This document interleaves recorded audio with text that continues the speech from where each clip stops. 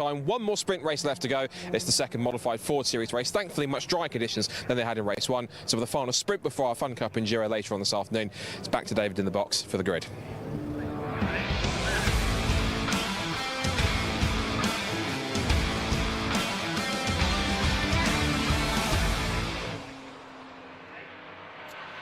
So the modified Fords head through the Foster's cut through round to the grid, ready for the rolling start with, as Scott rightly says, a much drier road for them. They had a brief shower before their first race, and for the rolling start we had Paul Neville spinning in a straight line, if that makes sense, as he came past the pits, and a lap later Piers Grange from second place into the gravel, and that therefore caused a safety car. The results of that race are the grid for race 2. Jim Hutchinson and Tom Avenden's Mark 1 Escorts at the front, ahead of James Allen's Focus. Oliver Bullion's very quick Fiesta might go backwards in the dry now, ahead of Todd Garner and the Mark 2 Cortina of Josh Payton. 7th is Robert Lewis, ahead of Alex Bohm. Then you've got Mike Thurley's very smart Escort and Alan Breck's very smart Ford Capri. Wayne Crabtree, 29th on the grid for race 1, up to 11th in the end, ahead of Mike Manning, who had a trip off the road. Matt McCarthy and Piers Warwick are on row 7. Row 8, Colin Claxton and Luke Bennett's Eurocar V8. Then you've got Dave Barrett and Malcolm Wise, Kevin Hadfield and Sean Hadfield lock out row 10. Then it's Mick Head in the Martini liveried Escort Cosworth alongside Piers Grange. So one to watch out of the gravel. Jay Hinton and Chris Baker should be on the next row. Then the Matthias family, Scott and David, who retired their Sapphire Cosworth from race 1. We lost Sam Shimwell with mechanical woes in the first, Paul Neville with damage, and Daz Owen put to the back, excluded from race 1 by dint of overtaking under yellows.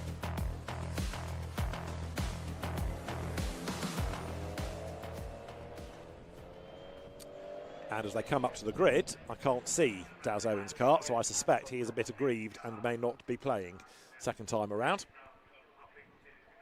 So that car looks like it's absent, which is a shame because it was quick and it would have been worth watching up from the back of the grid. It finished 5th or 6th over the line, so I can't believe it's a mechanical problem that's kept it away.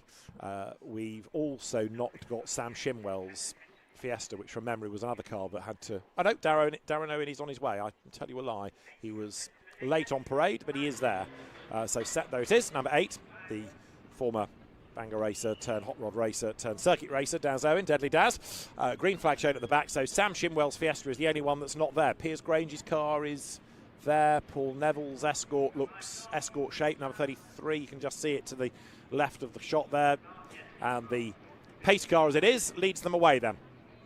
So we are ready to get the rolling start underway. It shows you a snapshot of what Ford has produced over the years in Europe.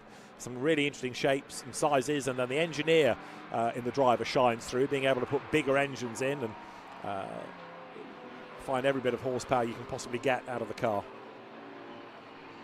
So the formation lap, the rolling start lap underway. Malcolm Wise's Escort, the yellow and white and blue car, just going through shot. Malcolm's been racing Fords for a long, long time. Jim Hutchinson then making the trek from Northern Ireland worthwhile with a win earlier on. Not a championship this, as the name suggests, a series to encourage people out when they want, when they can. And Dave Cockle won the first race at Silverstone from Tommy Field, and James Allen's two-wheel drive Focus third. James went one better in race 2. But quite a few drivers that were there not making the trip to the northwest, but those that are here certainly gave a good account of themselves and good racing earlier on in the day, and anticipate more of the same once we go racing. Rolling start, so the pace car as it is will get them all in order coming through Druids. The lights will go out, it will bail for the pits, we will go racing, and Jim Hutchinson and Tom Avenden at the front of the grid. Given the fact these cars are decidedly powerful with the turbocharged engine, I can imagine that on a dry road they'll get away, but the Fiesta of Oliver Bullion that was ideally suited to the wet conditions earlier on, that might fall back in the queue. So I think it's going to be an interesting race this, with quite a lot of shuffling of the order, people rising and falling as they go.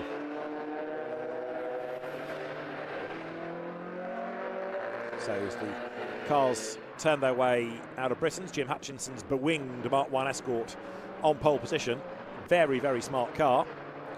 So is that, the Jägermeister Ford Capri, which is in the hands of Alan Breck. Mike Manning's Ford Sierra RS 500, dressed up to look like the Eggenberger World and European Touring Car Championship entries of 1987, 1988, and occasional British entry of 1988 as well. I want to say that's the ex-Jim McLaughlin car, but Mike Manning behind the wheel of it. And now down towards Hislops they come. Wayne Crabtree's pseudo Gulf livery Mark 1 Escort, very, very rapid in the first race. Had problems in qualifying, but they've cured that, and he charged his way up through the order. And might continue to charge in this as well, so that for the top 6 wouldn't be beyond the realms of possibility, I would have thought. So at the back of the grid, Paul Neville and Darren Owen.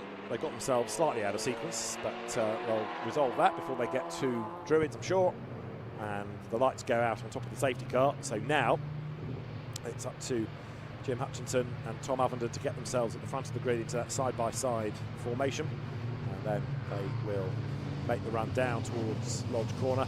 The little virginal white Fiesta of Oliver Bullion on the outside line, looking a bit incongruous against the more modified Escorts and just all-round larger shapes. As I say, on a dry road, I think that might struggle a little bit for grunt. We will see. That's the ST150 2-litre engined Fiesta. It'll be good through the corners, but the more powerful cars around it, I suspect, will now start to show it the way home as the second modified Ford Series race of the day is set to get underway. Then the cars come now down towards Lodge Corner, turn their way up Deer Leap. The lights on the gantry are red. They will change to get the race underway, and on a much drier and a much faster road, race 2 for the modified Ford Series is go, and a good getaway by Jim Hutchinson. James Allen's Ford Focus slots into 3rd place. He's got Josh Payton on the outside line then as they dive down through Old Hall for the first time. Mike Manning has got a problem by the look of it, because his Sierra has coasted through Old Hall from mid-grid and comes out of the corner last. So there's a problem, sadly, for the Texaco Livery Sierra, and problems for James Allen, who gets tipped into a spin by Josh Payton. Payton is in the gravel. James Allen, minding his own business, tries to get himself out the other side, but that, I'm afraid, with the Mark II Cortina on the outside of the road at Cascades, does not bode well, because it's well and truly ensnared in that. Wayne Crabtree's Mark 1 Escort looking very racy as well. They're the blue and orange car as they come up towards Shell Oils. Safety car is on standby, and the safety car is going to be deployed because of the dramas down at Cascades. That is Josh Payton in the gravel. He made a move on the inside of James Allen's Focus, made contact, spun them both, and his, as you can see, is the car that is going no further. So yet again, safety car and modified Fords go together. So everybody having to slow right down, everybody having to hold station, no overtaking permissible while we are under safety car conditions like this. And the field turning its way up out of Britain's right now. So the safety car will pick them up after Old Hall. There you can see Mike Manning's Sierra. So that was the car that had its woes at the start. And if it does get to the start line, I suspect we'll bail for the pit lane, because clearly there is something not right with that car. So the drivers then behind the safety car come towards Hislops. Right, recovery vehicle is on the scene, so that's the good news. But quite a long way through the gravel has gone that Mark II Cortina of Josh Payton. Really good to have that sort of car, an unusual sort of car within the series. Adds welcome variety, not rocking Escorts of different shapes, or Fiestas or Capris, but it's just nice to have something different. The Sapphires also, you don't see that many of those. Lots of Sierra shapes and Sapphire shapes all disappeared to the oceans in the end to go and race the rods, but those two Sierra Cosworths good to have on the grid. Down towards Lodge Corner they come.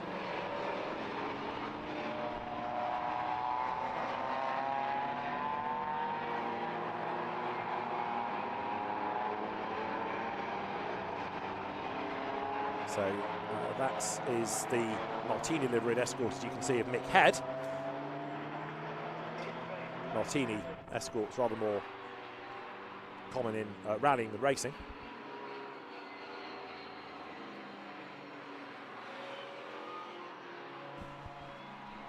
Mike Manning is, as rather feared, limping into the pit lane. There's Daz Owen's much modified Mark 1 Escort. And the field then scooped up by the safety car now, as you can see.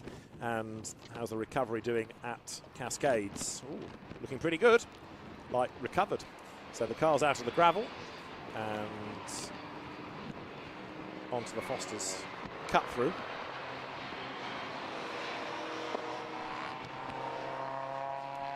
So as the field goes along Lakeside Straight, James Allen also into the pit lane, yes. So the car that was the other one involved in that accident, getting tipped into its spin, that car has retired to the pit lane, possibly with damaged suspension because it's quite a whack. Bonnet off as well, so James Allen with the team, but it's gone a lap down now, so that our other fear is, to all intents and purposes, the end of the race.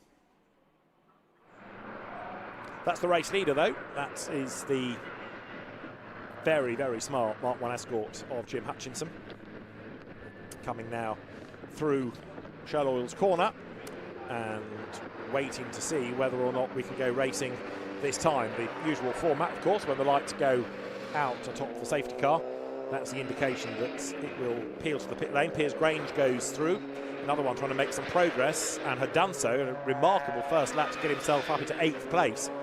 So illustrating how quick a car that is.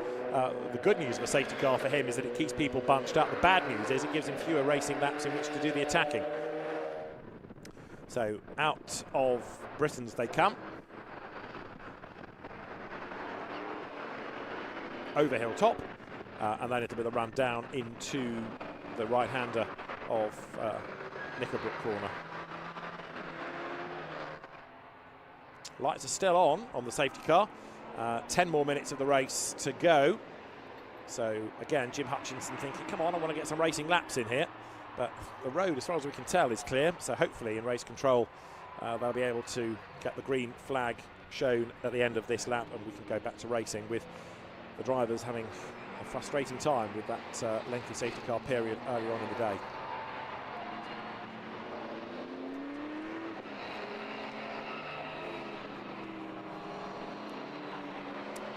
Nick Head weaving around left and right to try to keep the warmth in the tyres of the Escort as he comes down into his lops.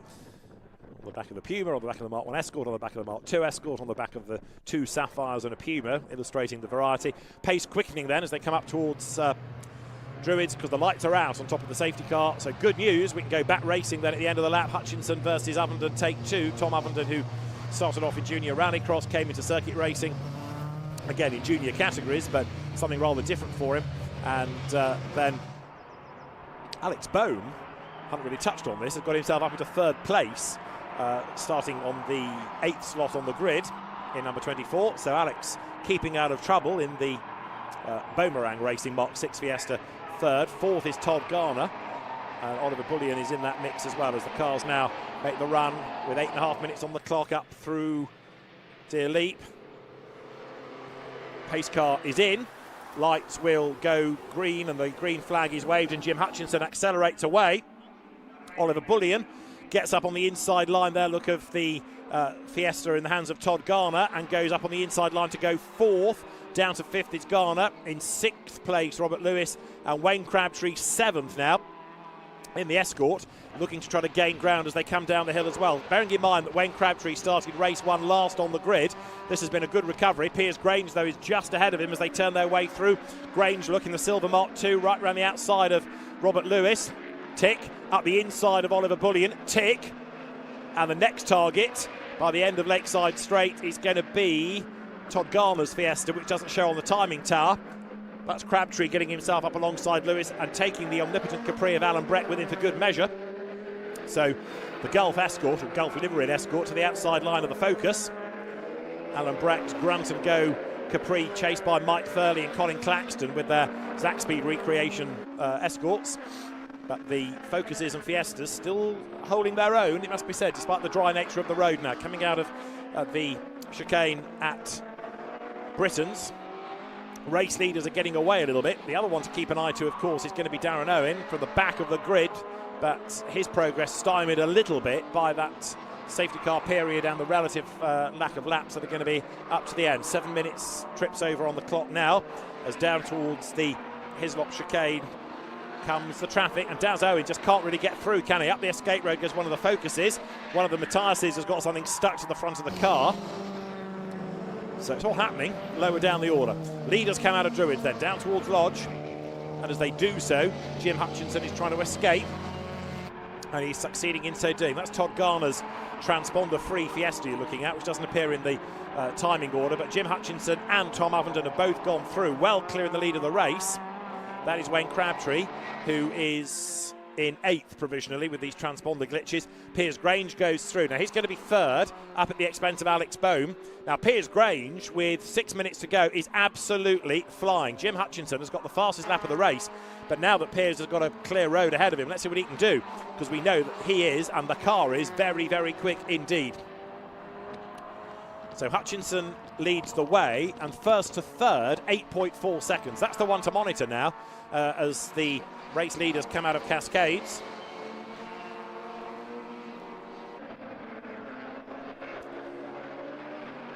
Alan Brack powering his way past Wayne Crabtree then. Capri goes ahead of Escort.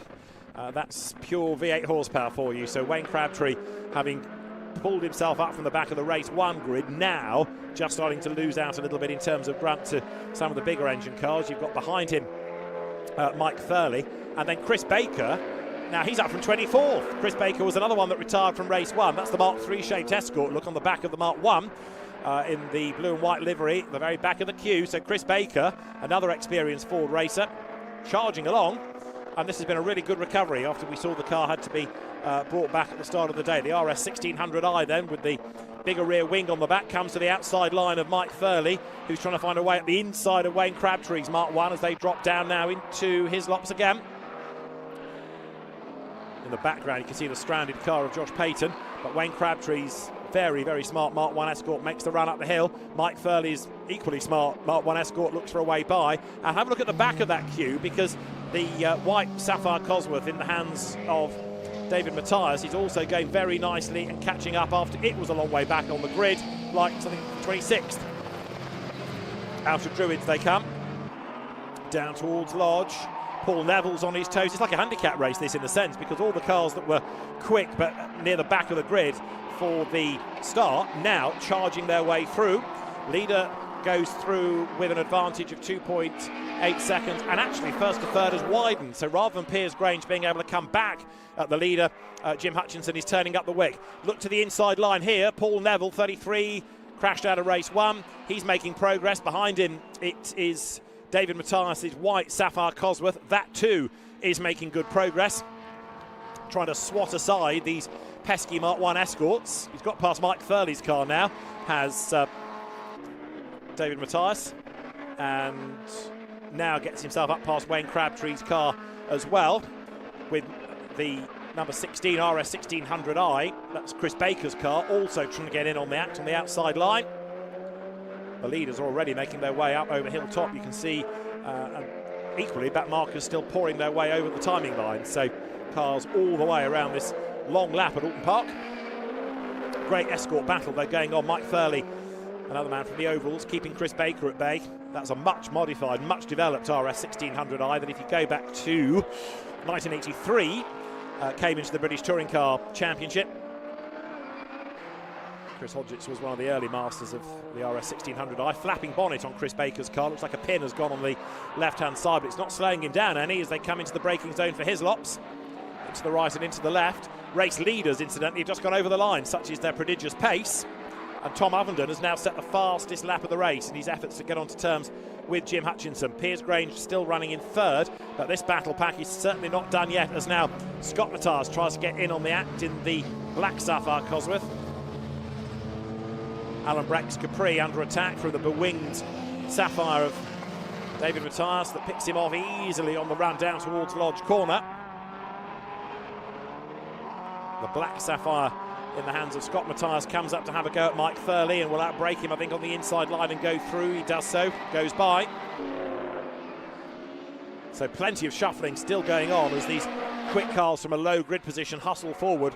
Wayne Crabtree's car sort of yo-yoing because it's quick in its own right, but then you've got other ones that are quicker still making progress forward. And at the back of that little wave of cars coming up towards the line is Daz Owen's Mark 1 Escort, which is also now starting to gain ground. 5 laps in the book. That is David Matthias taking yet another place. That puts him ahead of Robert Lewis, and that puts him up into 6th place provisionally, depending on what Paul Neville's done. Now, he's gone through as well, so Neville is 6th, and 7th now is Matthias.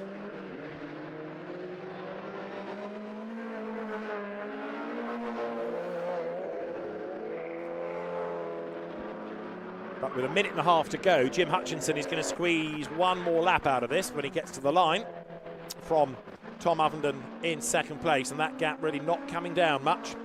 Looking across there to the approach to Britons, Chris Baker gets himself ahead of Wayne Crabtree, so that's the change for 10th place. And there is Darren Owen, who's another car with a transponder not showing. He's running 12th on the road and hasn't done yet. That more modified sort of special saloon style Mark 1 Escort comes up to have a go at Wayne Crabtree's car. Daz Owen to the inside line, out brakes, goes through, job done.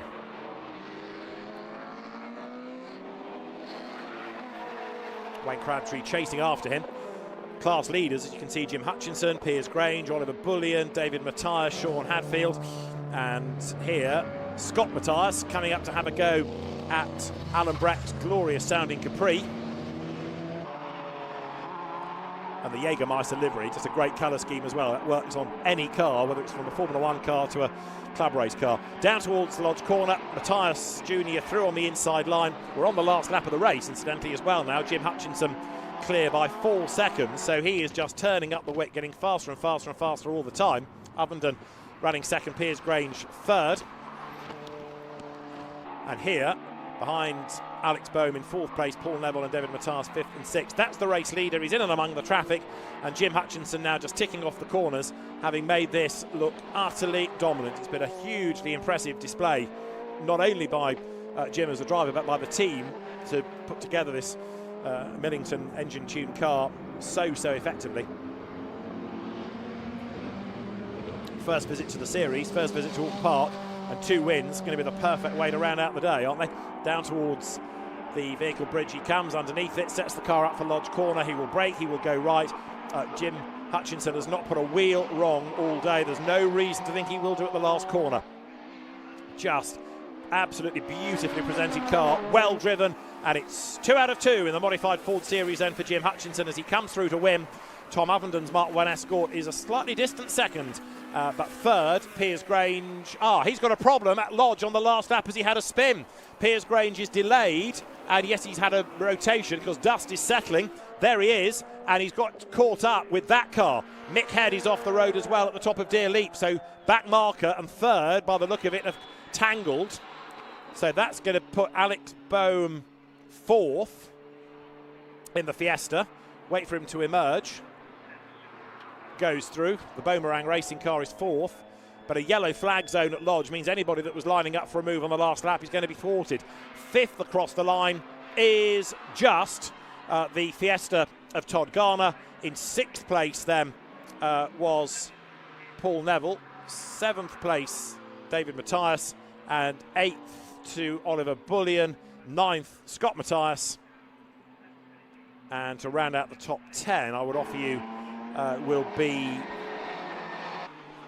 Robert Lewis ahead of Daz Owen, but with some transponders not playing ball, then there's a little bit to unravel, I think, from the end of that to give us the accurate race result.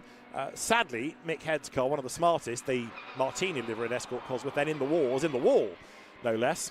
But Piers Grange, as I say, was delayed. Then we found that car, so I think they just got caught up together at the last knockings of the race. And Mick Head, the back marker, was the one that ended up in the barriers. So there'll be a little bit of retrieval work before the Fun Cup race can get underway.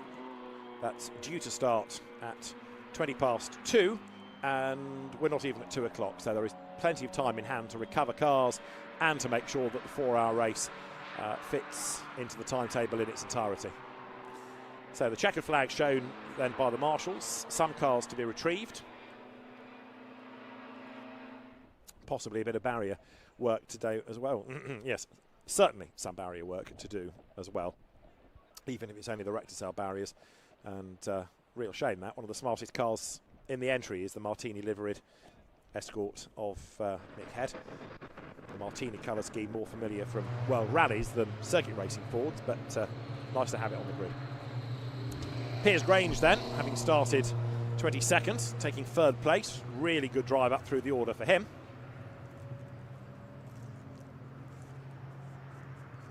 And provisional result looks thus. Jim Hutchinson is your race winner for the 2nd time today in the Mark 1 Escort RSR from Tom Abenden, and the Mark 2 at Piers Grange.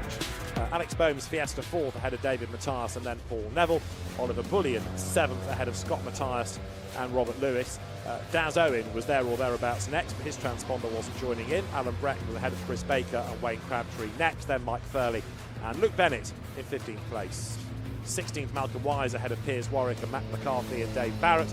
Kevin Hadfield's Ford Puma ahead of Colin Claxton's Mark 1 Escort. Sean Hadfield the last one across the line. We lost Mick Head and Jay Hinton, James Allen and Mike Manning.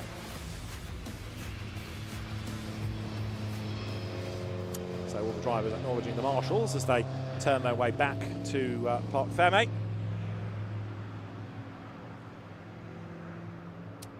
And Jim Hutchinson, I think, will be very pleased that he has made the effort to come from Northern Ireland. Mick Head's car will need a little bit of TLC before its next outing.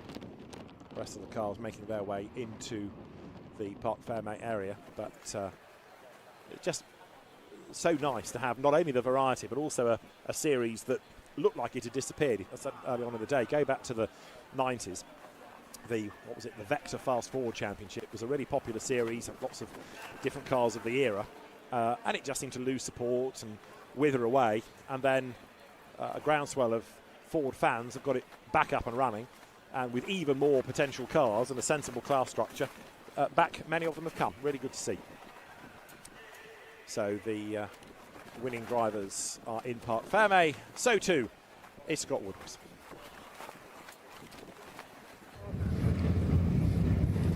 Well, he conquered the Fords in the wet and he's conquered them in the dry. 2 from 2 on his first time out. Jim Hutchinson, a fine drive in the Escort. That one looked slightly easier, but how was it from your point of view? Just something similar, only a wee bit more pace. Yeah, I put new tyres on for the first race, didn't really get breaking them in and using them much, but yeah, car has good potential there now, so just if I had a few more laps around it, I think I could really master it, yeah. I'd say for a test session, it was a heck of a test session. To get 2 wins in a race, that wasn't too bad. Yeah, it was good. Well, it's sort of when you come across the water, there's something to do, something, and it's nice to come away with a bit of silverware. But it was good, and I enjoyed it. I think I know the answer to this next question. Do you fancy come back to do some more? Definitely. Yes. Yes. So. Yes. That's the right answer. Good stuff. Excellent. Jim, you've been superb, brilliant, and also as well can we see it? You've got this beautiful green and gold Mark 1 Escort. It looks Addison in the commentary box is being complimented, getting so high. Beautiful car, brilliant to have you. Well done, great stuff. So let's bring Tom Overton for 2nd place. 2 second places for you. Again, trying to catch down Jim was a bit sort of out of reach pace-wise, but the car looked good all the same. Yeah, the car was awesome. That race, really good fun. In the dry, it's going to take a while for the smile to come off my face, honestly. That's really good fun. Yeah, it's just a bit too fast in a straight line, this green one behind me. So I get on a straight and he's gone. So it was my really good lap, I could stay with him, but it was going to be hard to do the whole race. So no, we've been a really good weekend and we're really pleased. What's really great to see, because you're a young driver, you've done some mini challenge, you've done a few things, now you're jumping into a historic Escort like this. It's great to see young drivers like yourself jumping into classic and historic machinery like this to experience what these cars were like essentially back in their heyday some 50, 60 years ago. Exactly, yeah, and it makes you appreciate it, definitely, but it's absolutely awesome to drive. And this circuit, I absolutely love it as well. And I think the car this circuit's probably one of our best ones for how the car handles. So yeah, really good fun day. So really enjoyed it. Are you going to be out for any more in this car, or is that it just as a one-off? No, I think we're hoping to do Castle Combe as well, depending on how the racing stuff goes. But yeah, no, absolutely love to come back because I absolutely love driving it. So yeah. You've been great entertainment. Well done. And we'll see you for the next one. Good stuff. Right, we need to call Piers Grange over. Piers. let's grab Piers over, because there are two subjects that I need to talk to Piers about, and I think David knows exactly what I'm going to talk about. First of all, Piers, well done. First of all, I have to talk to you about last lap scenario. No, let's talk about last lap. Out the final corner, and there's a spinning Martini Escort. As clean as possible, what was going through your head? I couldn't see. All I could see was just a wall of smoke. I hadn't a clue where he was. So I had to just come straight off it, virtually crawl until the smoke sort of cleared, and then I just picked the way on the right-hand side, and luckily it was the right way, because you couldn't see anything. Yeah. That must have been quite a dramatic end to what was, in effect, a fantastic drive through the field from deep through. You're really picking them off one by one. In the dry, this car's got great pace by the looks of it. Yeah, it's not bad for a steel body car. I mean, I've got to thank Will for the engine, and a Pip who's helped us out at the last minute really with some problems we had yesterday, fuel pressure and stuff. So thank them. It's a great car. It's great in the dry. Not quite so good in the wet. as you unfortunately found out in race one. That's it. Yeah, the tyres just weren't unfortunately warm enough. That is seriously quick. Mr. Hutchins was going so well in that first race. I thought I'll try and stay with him. It's quicker than him in a couple of places, but staying with him down there, and he just lifted the back wheels a little bit, and that's it, just shot me around. So, fortunately, lucky to get away with it though. Yeah. But a good day's racing nonetheless. Absolutely. Thank you. We'll see you for next time. Well done. Cheers. Good stuff. Great drive to third place. Right, that's